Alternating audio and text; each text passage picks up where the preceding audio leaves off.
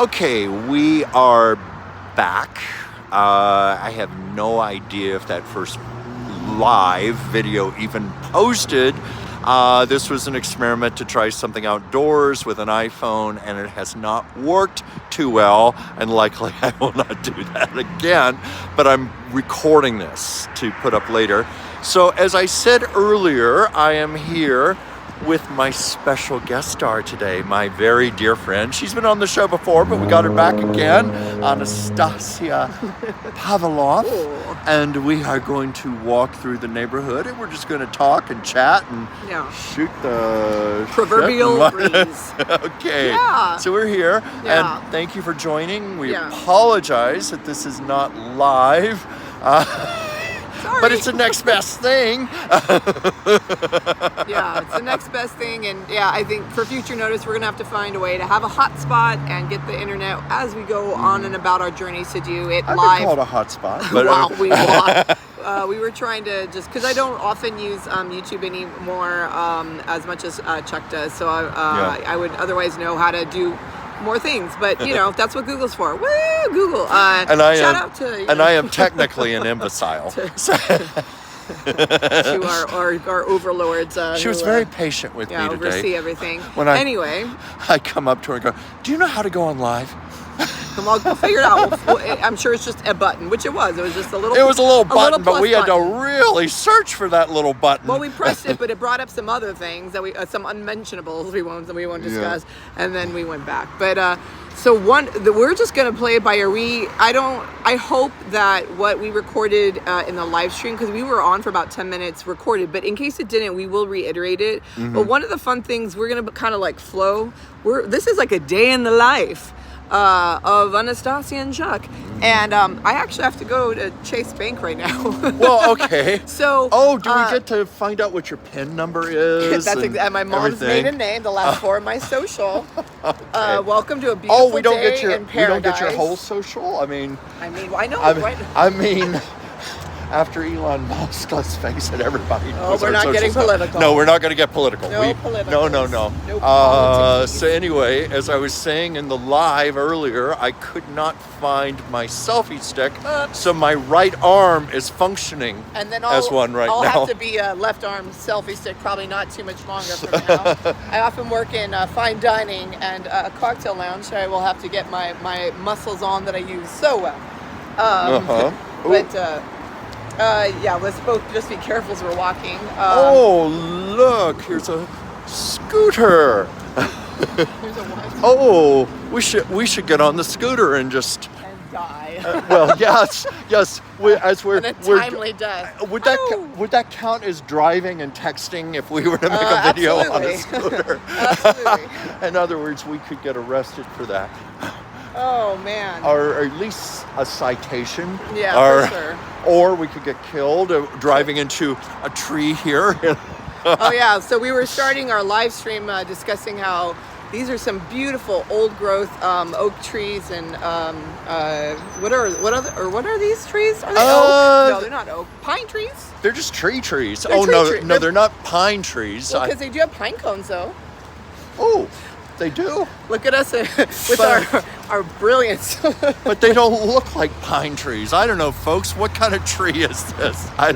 Anyway, I was saying in the live video, we had some big rains here about a year or so ago, and the ground got very soft. Yeah. And one of these monstrous trees fell down, but by some miracle, it did not go into the roof of this apartment building or out in the street with lots of traffic. Oh, that's where it was. Yes, right here. You see that little baby tree there? There used to be a great big tree here, but it went boom. It went boom boom. It fell down. But by the grace of the gods. But it fell diagonally. It was quite a miracle. Someone said, thanks for doing your live stream. Someone might see or no. Someone might have said, thanks for nothing. And commenting, okay, boomers, this is how you type a comment when you're doing a live stream. That's all right. We're here in the, again, glorious neighborhood of Los Feliz, the Los Feliz Village, we call it.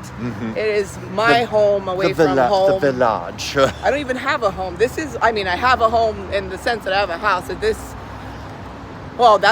got unnecessarily complex in my brain. Yeah, where I actually was born and where I grew up never quite felt like a home. And that almost sounds offensive to my grandfather who built the house I grew up in that my father and mother raised me in. But I never felt at ease there in that part of town.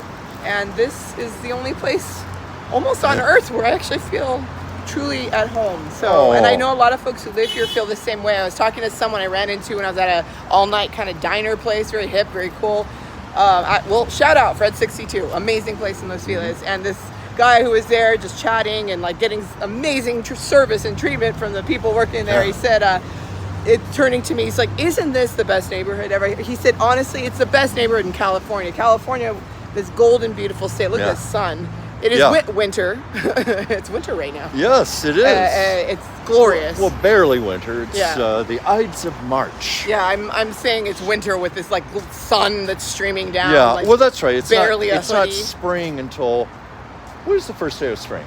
The 21st of March. 21st of March. Okay. Or 22nd, that's not far away. Solstice or equinox or whatever the heck it is. But no, actually there's these folks I met from New York. They said Los Angeles basically either has warm spring or cold spring.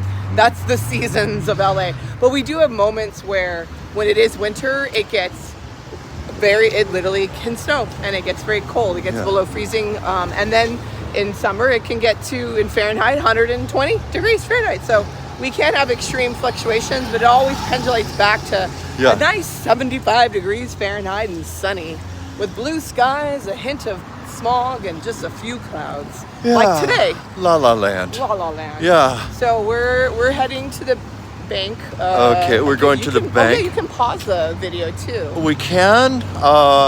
We've been on 7 minutes, but I was going to say, up this road is the infamous Greek Theater at the top. Griffith Park. The observatory is down the road. And I've often mentioned on the show, we're not going to do it because it's about a 25-minute walk. It's 5 minutes in the car, but Angelina Jolie is my neighbor on this street, believe it or not. She has the old Cecil B. DeMille mansion, and it's gated. And as I've said before, probably if I dared to try to visit her, snipers would show up. Helicopters would rise, snipers attack dogs. It would not be a good idea. But I was about to say, so the scene in the most recent Star is Born with Lady Gaga, as you know, she won the Oscar for the song in that movie. They recorded the scenes where they were at a theater. It's the first time the Lady Gaga character sings with Bradley Cooper. That was filmed at Greek Theater. They actually were there was actually a show, another band that was playing there, and they just came in, dropped in, and started recording for their movie and filming, and then like left. It was this wild thing where they utilized a crowd already there for a show to then film for the movie, and then left like that. It was a wild thing because I was actually working in the industry in distribution in wow, my brains. Oh my God. ArcLight? We shouldn't have said that on camera. Well, I guess they're closed now. But that's right. They're closed now. Yeah, I did work there.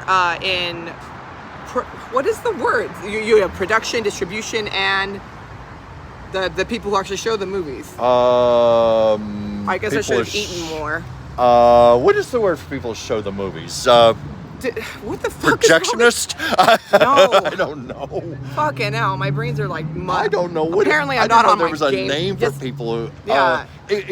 exhibitors? Yes, exhibition. Okay, exhibition. So, you're an exhibitionist. Yeah, okay. Well, I am an exhibitionist, but when I worked in the industry, did that, and Yeah, it was at the time when that movie came out, so there was promotions done where I worked in, because we were the place in Hollywood to show your movies for premieres and for Q&As and for FYC for your consideration events. And anyway, I have to go into Chase, so it's up to you. Either I don't know if you can pause the video or if you want to. I was going to say this building right here is quite talk historical. about the Brown Derby. This used to be one of the Brown Derby restaurants. You know, there were 4. You know, we all know the famous Brown Derby restaurant on Wilshire Boulevard. Well, obviously not there anymore. None of them are, but that was the one with the hat-shaped restaurant, you know, the hat-shaped facade. But there were other Brown Derbys. There was one in Hollywood, and this one right here was one of the Brown Derbys. I heard rumor that part of Joan Crawford's film Mildred Pierce was filmed here on location, but it's now called Mess Hall. But this, I think, was the only Brown Derby that had a drive-in, you know, a drive-in parking lot where people could sit in their cars and waitresses would come out with trays, you know, and put them on the edge of the car window, that type of thing. And let's see, there was, for a while, this was a dance club called the Derby, where they would feature swing dancing. And I heard rumor that sometimes Leonardo DiCaprio used to come here. But now it's just a nice restaurant. We're going to wait until Anastasia completes her banking. I guess it would not have been a good idea for me to stand over her with the camera. It's such a delicate time. But this is a fabulous neighborhood. I wish there was time to make it down to Angelina Jolie's front gate. Maybe I'll do another show sometime, and I'll do it a live remote from there before her security people come out and throw me off the premises. But she's 5 minutes down the road. But up in the hills here, a number of celebrities live here. What's really unique about Las Feliz is it's a mixture of middle class and movie stars. I know of no other neighborhood like this in the world. There are a lot of beautiful old mansions that once belonged to silent screen stars during the 1920s. And anyway, did you have a good banking experience? I had an amazing banking experience at the former Brown Derby here at Hillhurst on Los Feliz Boulevard. And I think I'm going to discreetly shift positions here because this seems to work better with my arm here. Yes, we're shifty. So anyway, I was just filling people in on the history of the Brown Derby and here. And this amazing restaurant here we go to a lot called Mess Hall. Yeah. It's an amazing, cool spot. Great head chef. They kind of shifted their little direction. They do a lot of Southern food, California, American, but it's a bit elevated, but not too crazy. It's kind of like a neighborhood haunt for us and for this area, but because I work, as I mentioned, my day job, darlings. Otherwise, I'm a star, but my day job is in elevated cuisine. And, you are an exhibitionist. And as an exhibitionist, and also in a really upscale cocktail lounge. So I do know a little bit about food and beverage. Oh boy, do you know about food. What do you mean by that? Are you saying? Oh, you should have seen her Oscar night scoffing down. Oh my God! No, I'm kidding you. The whore.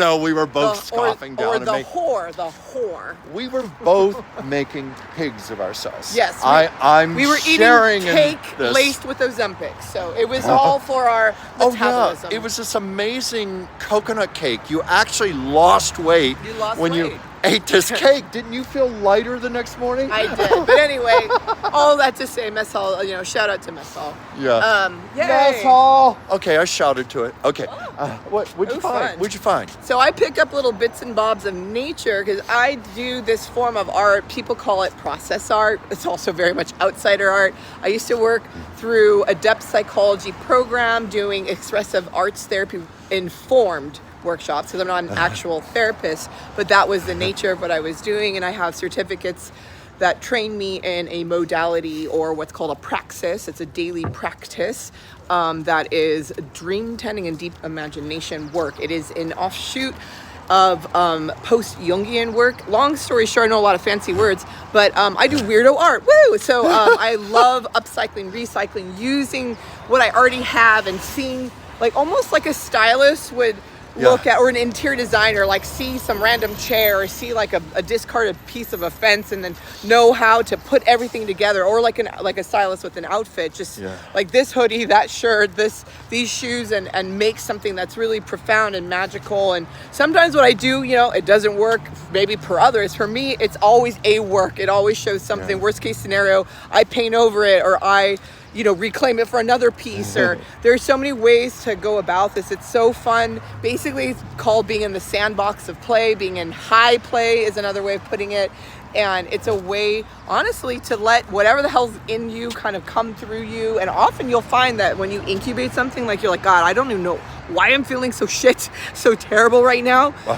And you just kind of have that feeling, and then you sit down with a blank canvas and you just feel led to, like, I'm gonna throw this old shoestring down, bird over our head. I'm gonna paint this and throw this down, I'm gonna crumple it up, I'm gonna burn it, I'm gonna let things drip down, whatever. And then what I have sounds violent. It can be. And at the end of it, you discover, because this is process art, you're feeling something, you're going through something, and you incubate something for this experience. And then at the end of it, you set the whatever you were painting aside, like not even a canvas. Like sometimes I'm using just a piece of paper or cardstock, like from an event I did at the restaurant or something. And then you let it dry. The next day you come to it. I have been blown away. I once did a piece like this. The next day after it dried, I looked at it and I realized it resembled a person who was in my life, and I didn't realize this person was tormenting me to this extent. And it helped me to understand that what I was feeling actually was from, in part, this person, and that we had to navigate this really contentious relationship. It was someone I worked with, and that situation kind of ended up resolving itself. But it's fascinating, this type of work. So sometimes, while I was running almost to get here to record with Chuck, I found this cool thing. Yeah, but anyway, actually right now my handle on Instagram is at eyeballkidart. I do art with a lot of googly eyes, but I actually have a painting I just posted of a ladybug. It's a sculptural, very abstracted looking ladybug, but she has a big staff that she's holding, almost like she's the second coming of Christ as a ladybug or something. And it's from something I found on my walks with Chuck, and I love it. I mean, I don't know if someone's to buy it. I don't know. I like it. It's one of my favorite pieces so far, in part because it finally, I have Ziploc bags I painted. I have nature bits and bobs I painted. And it all came together to kind of resemble this ladybug. My car, incidentally, is also named Ladybug. That's her name. Or Dorothy Parker Jr., if anyone's familiar with the modernist writer, who's very snarky and would drink a lot. There's an amazing movie too. Melissa McCarthy played a woman who would copy and imitate Dorothy Parker. But my car is Dorothy Parker Jr. because she has the sass and the snark, and sometimes guzzles gas like Dorothy Parker would guzzle there was booze. Also Jennifer Jason Leigh played Dorothy Parker. Oh, amazing. Mrs. Parker in the Vicious Circle. And the Vicious. That's an amazing movie. But Dorothy Parker's famous for someone saying, as she was coming up through a door, age before beauty, my dear, telling Dorothy Parker that, and she's like, well, pearls before swine, my dear. That's a witticism from Dorothy Parker, if you could call it that, or just her slanderous she was like the first roast comedian before there were roast comedians. Oh my God, she was snarky. I wish I could think of some of her snarkicisms right now. Her snarkicisms.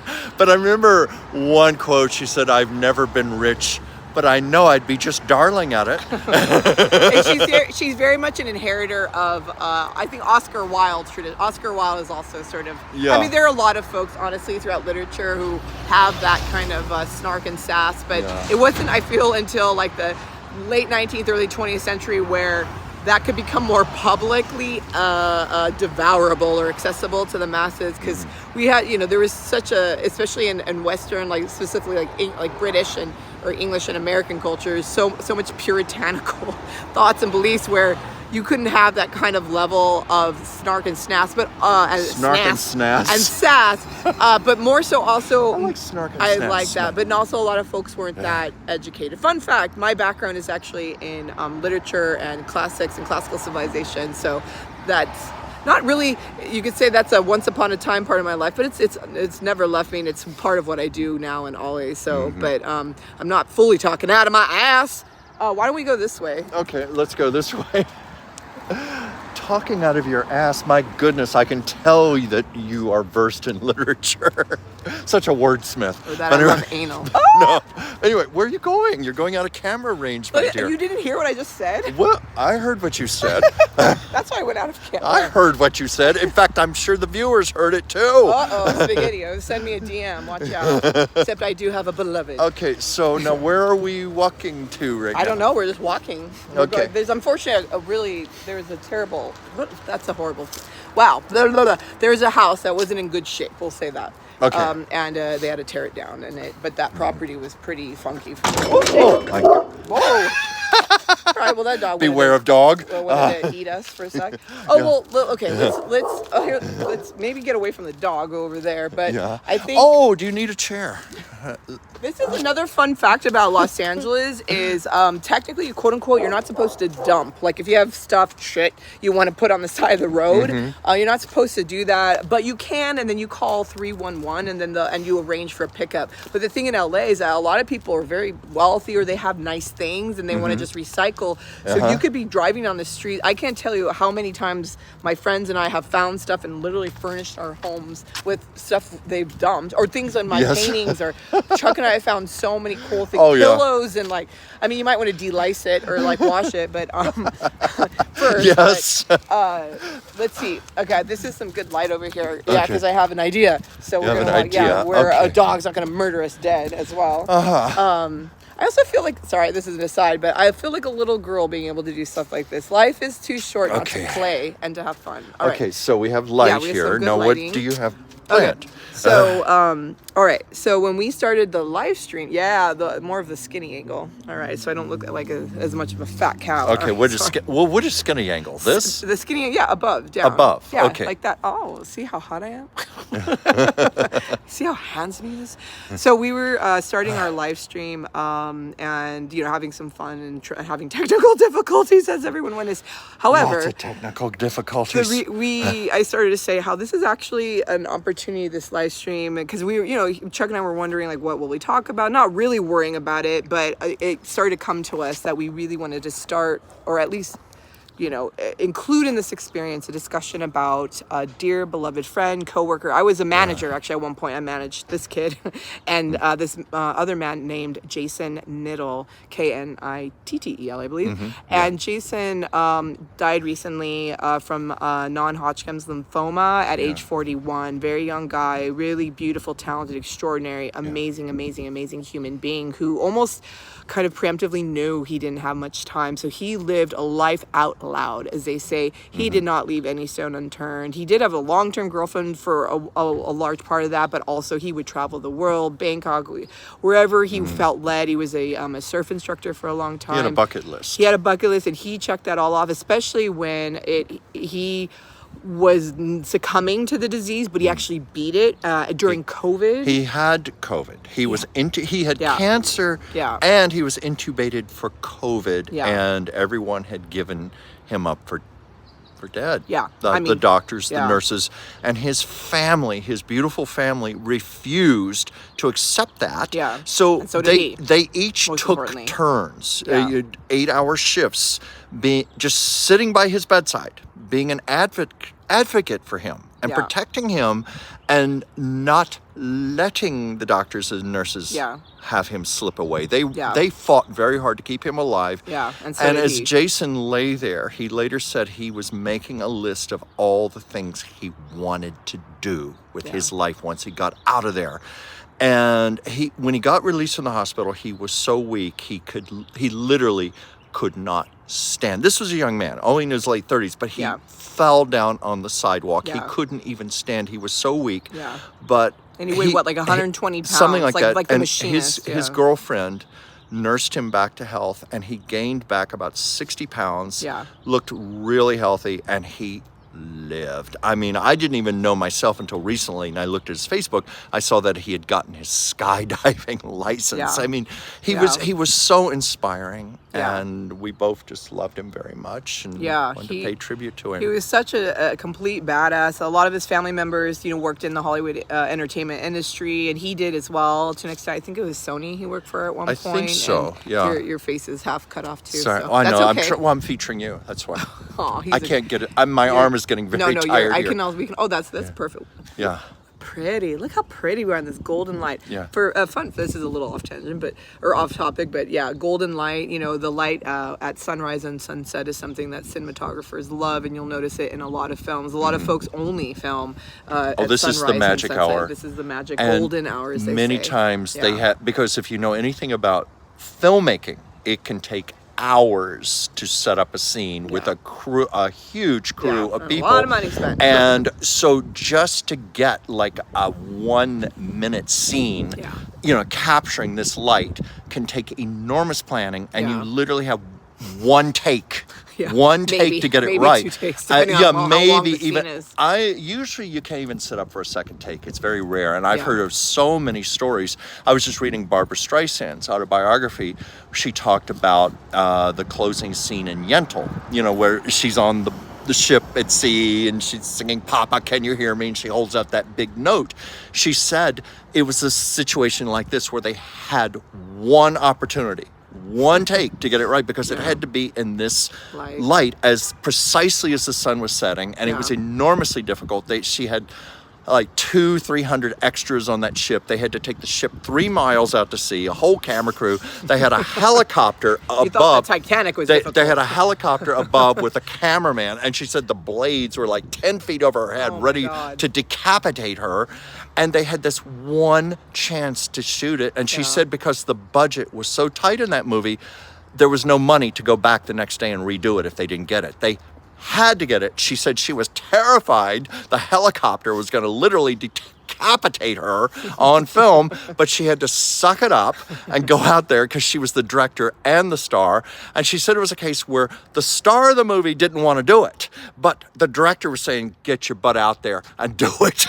And she was both. And to that end, Jason, back to Jason, he got his butt out there and he did it, and he lived, again, a very big life. And this was something that I felt this was a really powerful jumping off point, because Jason always stood for his principles, even if it was challenging. In fact, both Chuck and I witnessed him in the moment get so bullied by a manager there. I'm not going to name any names, and had enough. He had just taken his last bit of negativity, of judgment, of criticism from this person, and what he decided to do was quit in grand fashion, no thing, like just because it was kind of honestly a paycheck to paycheck type job, though we did very noble work, really. I watched him tell off this manager, take a shirt off, because we had like a uniform that was largely a shirt, throw it at the guy, and the guy had to go into a meeting outside the store. Jason followed him outside the store, yell at him, but not in a way to like necessarily demean him, but really just to say his piece, to say, look, you cannot treat people this way. Maybe you don't treat that person or that person, but the way you've been treating me and a lot of people here is just inappropriate, and I've had enough. And even with no backup plan, he stood up for himself, and he always did that. And so something also Chuck mentioned is he had a master's degree. He was genius. He was brilliant. He was savant. He was committed. He was passionate. He was the type of guy any company would have died to have for, but also he was extremely creative and brilliant in an innovative and open-minded, creative way. And I think there's a little too much glory halo behind me. I know, but it's very hard from this camera angle not to get that in there. We're going to have to move if you don't want the sun. No, we just want to move just like a slight bit. Just fine. There we go. Yeah, just find a little bit there. That's better. My arm is getting really sore. I can take over. But so here's the thing. I felt like this was something I wanted to just discuss briefly. I don't know how long this video will be. It doesn't need to be an hour long, but I really feel like this is a subject near and dear to so many people's hearts, which is for those of us who, want to make enough money to live a really beautiful and good life. what do we do when also we're creatives, we're artists, and we have a calling and a passion that is so big and so much larger than life, and we want to do these things, but we also, so the thing with Jason is he was kind of nomadic, so he would pack his bags and go here, go there, sure. go everywhere. But then you have people like Chuck and me who are a little more of a homebody, where we feel safer when, like, yeah, we definitely like traveling and getting out. I and have about. my adventures at home. Yeah. But also we really do need kind of like a home space and a stability to create and do the things that we feel called to do, and that can become challenging, because then it's like, well, how do we have our 401k? How do we have our savings? How do we have healthcare? And how do we have enough food and fun experiences, not just like paying the basic bills? How do we pay our rent, etc.? And it's something where in society has radically shifted, where this isn't the case as much. But for sure, when Chuck was growing up and I was growing up, for kids like us who have like a level of brilliance and genius, even if it's like you have a genius in art, for me it was like in the humanities, as well as I was in medicine for a minute, and in the sciences and engineering and that kind of thing. But in the end, what I graduated with, like I studied multiple languages. I studied ancient Latin and Greek and French and German and English American literature. I studied with some of the biggest theorists and philosophers of the day, including Jacques Derrida and J. Ellis Miller and Spivak and Zizek, and if those are some name drops, if you guys know theory and literary criticism. But long story short, like, I had this mind on fire. So did Chuck, and it's like, well, it feels to so many people like a waste of talent if you don't then get the master's, get the PhD, get a job, have letters after your name, all those letters, the credentials, or get the jobs that pay $150,000, $250,000, or whatever the hell $1,000. They put their self-worth in that. The six figures, but even if, like, for me or for Chuck, like, we're artists, like, it was almost expected, like, no, you can't really do that for a living. Now, as you know now, we've got YouTube and social media, all these ways to monetize, like, merch, and, like, countless ways of, like, consulting and tutoring and teach, and, like, there's so many ways now to monetize our lives as artists, and but this didn't happen then. But there's still, I think, this, like, yearning and desire in me and people, where, like, I get almost, like, very triggered when I find out how people did get their master's or their PhD, because it's like, I absolutely could do that as well. Some people, when they knew me back when, they're like, why don't you have 3 PhDs, 2 masters, what the hell's going on? So some people probably want to pass. Sorry, go ahead. These people pass here. But and part of me is like, is that just egoic? But as Chuck has said many times, like, we are still, even though society's shifted radically, and it's continued to shift with the so-called gig economy, freelancers, all this kind of thing, it's still there's still that element of, you need to have justification for whatever it is. Like, oh, you're smart, well then where's your fucking PhD? Where's your doctorate? Where's at least a master's or 2 masters, or where are those letters after your name? Why are you where are they? And why are you working at, like, when I worked doing like premieres and red carpets events at a beautiful, extraordinary Hollywood movie theater that was literally Christopher Nolan's movie theater, where he would go all the time, and Quentin Tarantino, and any time you turned around, it was this is ArcLight Cinemas Hollywood and Cinerama Dome. I mean, I can talk about it now because they're closed. They've been closed since, like, closed it when the pandemic hit. But also, I was at a concession stand. I would sometimes sling popcorn. I would sometimes be the host, for 1,000 people at a huge event, or I'd be working like a premiere with freaking Francis Ford Coppola and Martin Sheen, all these people, Lawrence Fishburne. I did the Apocalypse Now Final Cut premiere with thousands of people. It's extraordinary. But at the end of the day, I'm basically a crew member at a movie theater. Or like Jason, he was a surf instructor. He was selling supplements at a supplement store. He had a master's degree, and he was a surf instructor, and it was the happiest I think he ever was in his whole life. Amen to that. And that is exactly the point. And this is, like, where I get so fired up. It's like, at the end of the day, we can only follow our own bliss, our own, like Joseph Campbell says, but also, as Joseph Campbell says, follow your blisters, like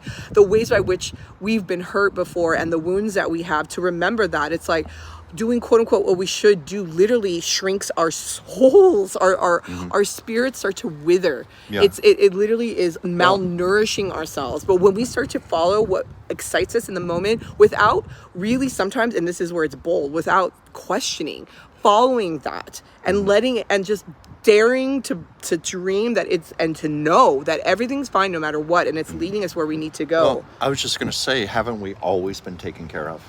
when we follow Yeah. our bliss. I know for myself, Yeah. there have been times where it's been scary as hell, and I've thought, how am I going to pay Yeah. my rent this month Yeah, or so it's like forth? when you leave a bad job but or the, like what But the like bottom line Jason is, did. I always pay my rent. I always pay my bills. It always comes from somewhere, and it's always when I'm just following my bliss, doing Yeah. what I love, which right now is things like this, Yeah. doing my artwork, doing my this. writing, gathering twigs Being a on the weirdo. sidewalk. But Total weirdo. it works. It works.